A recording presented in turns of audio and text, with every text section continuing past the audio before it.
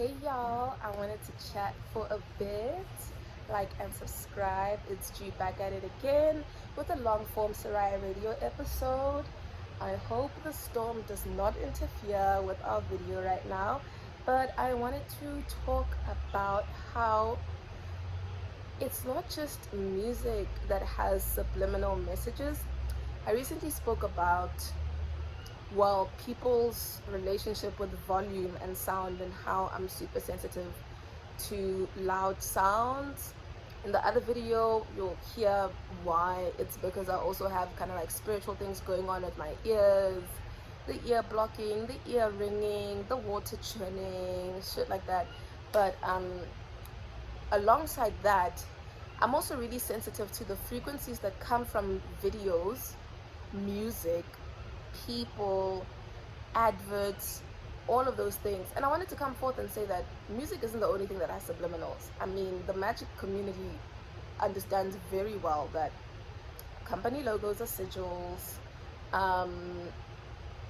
Certain businesses will plant plants associated with their businesses thriving, or whatever that discipline is, of which I actually noticed on this trip. A certain money-making enterprise here had a jade plant by their veranda, and I was like, quite smart to pull our money with a jade plant. And I actually spoke to one of the workers there. I was like, sorry, I just got a message from my mom. I was like, one of the ladies who was in the smoking area, she just looked at me and then she looked down at her phone again, and then that dude was like, yeah. I'm like, do you know what this plant does? You know this plant is actually for money. He's like, yeah, I actually know. And turns out he's from Limpopo, of which Limpopo people never disappoint with understanding the mechanics of magic and reality, and how non-black or POC people have infused all of their businesses and enterprises and everything they have their hands on with magic. So yeah, that was a very interesting thing. But going back to the main topic, you need to be wary of more than just music. There are subliminal messages in everything. One example is at the beginning of this year, literally from February, and okay, now I no longer see that advert anymore. I think the movie's out, I'm not sure. But that superhero enterprise, not ABC, I think it's the other one, yeah. They were coming out with this movie pertaining to Captain America, or there were adverts about it. And the vibe that was coming off of it was so weird. And I think I was able to decode what that advert meant, because at the time I was hyper fixated on what does all of the conflict happening in the not Middle East, yeah, but low-key Middle East, or beginning of the Middle East, what does that mean? You know, what does this conflict mean for America? And the nature of that advert, like literally I'm gonna say what it was saying, was like, you want me? Come and get me. And the person that was saying this was the superhero Captain America. And when I looked into the spiritual and theological importance of that particular conflict happening, it's been prophesied by more than just Christianity for a long time, for this conflict to happen in a particular way that results in destabilizing everyone all over the globe. And it's why they're so insistent on continuing with their behavior. There's a book that I have actually, but I'm really iffy about reading it, because also when it comes to doing book reviews or whatever, I have to be really cautious of copyright. So I can't read the book to you word for word, but I can give you my review on it. But that book also spoke about this conflict, and it came out in 2011. Okay, the book that I'm talking about, one of the books, the one that was published in 2011, is Son of Perdition. I'm going to insert an image now. But yeah, this book creeps me out. I stopped reading it for a bit because there was a moment in 2023 or 2024, late 2023, in 2024, late 2024, where the chapter that I was reading was speaking about Tel Aviv, and then Tel Aviv started trending all over the news, and I was like, yo, I had to stop because it started to actually, I felt like it was about to give me a psychosis. But yeah, this book mentions, it's an evangelical fan fiction, and they mentioned, and they were very strict about talking about it being purely fan fiction, but it also talks about, it starts off with 9/11 and then talks about COVID, and this book was published in 2011, mind you, but it spoke about the pandemic. And then I still haven't finished it, but we'll discuss Son of Perdition another time. But yeah, that's the book that I'm talking about. There was another PDF that I had access to from the wider web. If you get what I'm saying, you get what I'm saying. From the larger web, not the small web that we access. And it was talking about the significance of that country. The book was talking about how whatever happened on that land thousands of years ago, there used to be really advanced people who were of descent, and they, I have to be so careful when I talk about this, but they were saying that what's to come is supposed to destabilize them because their relationship with power has birthed or given way to undesirable circumstances for everyone else, of which I feel like, I don't know, I feel like it might be a tad bit revisionist, the book that I read from the wider web. Yeah, and I don't know if it's fairly recent. Maybe I don't want to do a breakdown on that book either, because you have to be really careful, and that the concept of having to be careful discussing has to do with prior reaction to their relationship with magic and spiritual practice that resulted in isms and phobias that we now have today. But in some ways, when it comes to the realm of magic, not when it comes to the mundane, typical things that people know, when it comes to the realm of magic,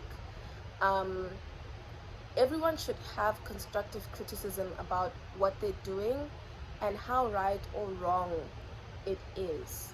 Everyone has to have that, and everyone deserves to have that for their own group and other groups, or else no one grows, you know? So I always have to be so careful talking about that. So I don't know if I'll do a breakdown on that, but that book spoke about how what's to come, or what's currently happening now, is due to a power imbalance, which is not really in relation to the individuals of that group who are under religious constructs. It's the ones who are practicing magic, of which everyone practices magic, guys. You cannot spew hate because someone practices this type of magic, that type of magic. Every single group at the top practices the same magical methods, the same magical rituals. It's just about who's doing what to this person or that person that's upsetting this group or that group. So this is not a place for satanic panic. That is one thing for sure. We are not creating room and space for satanic panic here for any religious or spiritual group. I want to make that very clear. But yeah, that book, along with this other book called Son of Perdition, and some of the spiritual information in relation to this current conflict happening, tied into that Captain America advert, because a lot is riding on Captain America being able to destabilize everyone else. Because if they don't destabilize everyone else, we destabilize them, the rest of us. So it was this subliminal message of like, oh, they're ready for a war, they want to push for a war. And I was kind of getting this subliminal message that it's touching on triggering people who kind of want to respond with ammunition and violence to end this early because of the general populace being displeased or very uncomfortable with this conflict. Yeah, so they kind of leaning on that, but that's a typical thing when it comes to world politics, country politics. No one ever really understands the way that they're being triggered through subliminal messages, through very direct and forward messages, because no one has the context of what does this mean magically, what does this mean energetically. So yeah, that advert had such bad vibes on it. I always blocked my ears. Like, if I don't want to hear something, I block my ears. I don't care how childish it is. I block my ears. I don't want to listen. I'd wait for the advert to pass, unblock my ears, and keep it moving. It had such bad vibes on it. So that's an example of some of the things where you think this wouldn't have any subliminal messages, or it's not going to relate, or you're being woo-woo because this has been a theme for all of the superhero movies. They fight all the time and then they stop fighting, and now they're fighting again, or we're resurrecting this particular superhero. But Captain America being a symbol of an actual country means that other superhero characters symbolize other countries as well, with Black Panther being very symbolic of Black people and Africa specifically. They understand, and a lot of spiritual people who make their videos and takes on it on TikTok and wherever else, they'll tell you that, oh no, they understand the power and yada yada and whatever, and that it could be this, it could be that, and they actually show you how that power was slightly destabilized because of the invitation of other individuals who seek to exploit and extort those people for their power. I know I went on a crazy long tangent, but yeah, that is one of the things that has crazy subliminal messages. Adverts have crazy subliminal messages. They are planned really well.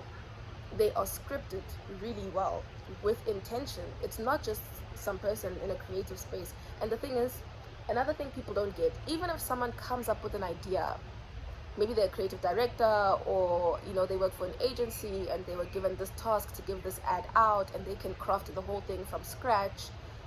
People get ideas from the ether, right? And sometimes people control the types of ideas you get from the ether. So there's a lot of messages that come through certain ads, and they're placed in this intricate way because people don't really have control of their bodies the way they think they do. They don't have control of their minds the way they think they do. So even when there is no real connection to esoteric or occult individuals, they're getting the messages remotely. But the messages are made to seem like it's your own idea, and this is what the theme of this video is about. Inception. There's so many things where we're made to think certain ideas we get are our own, and they're not. And that's what the adverts do. That's what music does. That's what clothing does. That's what a lot of these things do. So I wanted to put that out there. I know some people don't get it, like, I'm just gonna listen to this crazy rap music talking about shooting, killing, all of this crazy stuff, which that is kind of easy to get to the bottom of why they're putting out that type of information. But there's a lot more deep esoteric codes in really mundane stuff that's just steady chilling, and people don't suspect, so they don't reject or keep themselves away from it. They don't think there would be codes in that. But there's a lot more people who are coming up, like is it Empress Tigris? I love Empress Tigris. I follow that creator on TikTok. And there's also Taylor, I forgot the rest of her name, but I'll tag it here. I'll write it down. Taylor also does really amazing breakdowns and decodings. Shara does absolutely amazing decodings and breaking down what's out there in reality in that space. So there's more people who are doing that stuff now, but in all honesty, to be able to do that stuff on your own, to get to a place where you don't have to wait for someone to do decoding for you. Understanding energy is kind of like a shortcut, but getting into the esoteric, because everything is magical in this space, in this world. If there's no magic, you would not be breathing right now, TBH, because it's an automatic function, and it takes a certain level of power to keep that automatic function going. Your brain is programmed to do that, but when it decides it doesn't want to anymore due to non-genetic or physical reasons, there's something that's turning that off, and that should be your very first sign that magic is real. So yeah, I don't know, I think that's it for now for this video. But yeah, just keep your eyes open, stay alert, and yeah, start consuming organic content. But even on that breath, there are people, like I said, some people don't have control of their bodies and their minds the way they do, so people plant ideas in them remotely. But the renaissance of us being able to control the content we create, to be able to put out the content we create to reach large audiences, is a huge sign of shift in power, because our souls are no longer willing to non-consensually consent to these codes and subliminals to be put into our minds for us to feed these invisible altars and rituals and stuff like that. So that's my favorite thing about reality right now, and for me that's a huge sign that things are becoming good.